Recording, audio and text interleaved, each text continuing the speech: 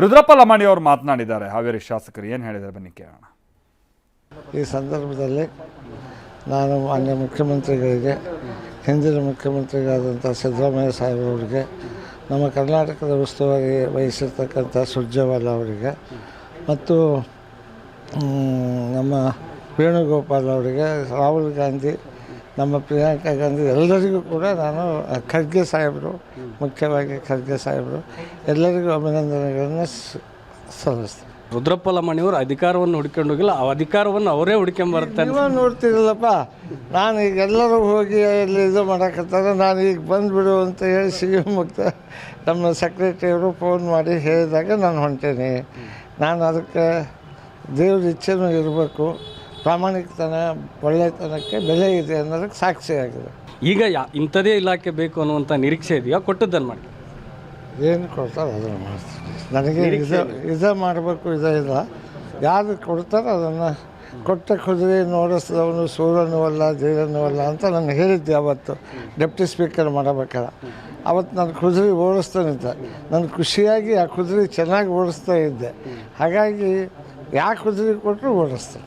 ರುದ್ರಪ್ಪ ಲಮಾಣಿ ಅವರಿಗೆ ಹಾವೇರಿ ಅಭಿವೃದ್ಧಿ ವಿಚಾರದಲ್ಲಿ ಈಗ ನಿಮಗೊಂದು ಶಕ್ತಿ ತುಂಬ್ದಂಗೆ ಆಗಿದೆ, ಹಾವೇರಿ ಡಿಸ್ಟಿಕ್ಕನ್ನು ಅಭಿವೃದ್ಧಿ ಮಾಡೋ ವಿಚಾರದಲ್ಲಿ. ಈಗ ಅಭಿವೃದ್ಧಿಯ ಕನಸನ್ನು ಯಾವ ರೀತಿ ಏನೇನು ಕಂಡಿರಿ ಈಗ ಹೆಚ್ಚಿಗೆ ಮಾಡೋದು? ಅಭಿವೃದ್ಧಿ ಕೆಲಸಗಳು ಮಾಡಲಿಕ್ಕೆ ಸಾಕಷ್ಟಿದೆ.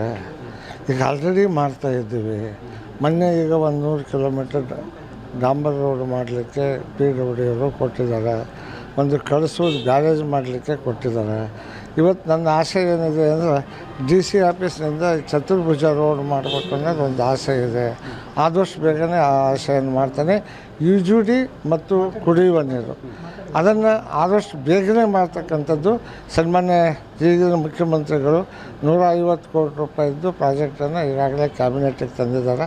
ಇನ್ನು ನಾವೇ ಕ್ಯಾಬಿನೆಟ್ಟಿಗೆ ಹೋಗಿ ಅದನ್ನು ಅಪ್ರೂವಲ್ ಮಾಡ್ತಕ್ಕಂಥದ್ದು ಕೂಡ ಮಾಡ್ತೀವಿ. ಈಗ ಸಚಿವ ಸ್ಥಾನಕ್ಕೆ ಹಿರಿಯರಾದಂಥ ಶಿವಣ್ಣವರು, ಬಸವರಾಜ ಶಿವಣ್ಣವರು ಪೈಪೋಟಿ ಮಾಡಿದರು, ಶ್ರೀನಿವಾಸ್ ಮಾನೆಯವರು ಪೈಪೋಟಿ ಮಾಡಿದರು. ಇವರೆಲ್ಲದರ ಮಧ್ಯೆ ಹೈಕಮಾಂಡು ನಿಮಗೆ ಮಣೆ ಹಾಕಿದೆ. ಈಗ ಅವರನ್ನು ಯಾವ ರೀತಿ ವಿಶ್ವಾಸಕ್ಕೆ ತೊಗೊಂಡು ಜಿಲ್ಲೆಯಲ್ಲಿ ಮುನ್ನಡೀತೀರಿ?